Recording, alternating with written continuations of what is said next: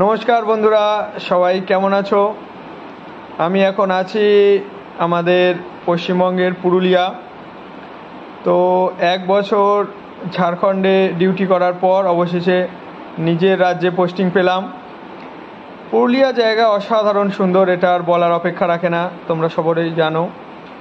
তো এখন আমি আছি আমাদের রেলেরই রেস্ট রুমে, স্টাফদের জন্য এটা বরাদ্দ। এখানে ডিউটি করার পর এবং যাদের পোস্টিং হয় তারা এখানে এসে তাদের থাকতে পারে, তাদের যতক্ষণ ইচ্ছা। তোমাদের একটু আমি জায়গাটা দেখাচ্ছি। এই হলো আমাদের রেস্ট রুম।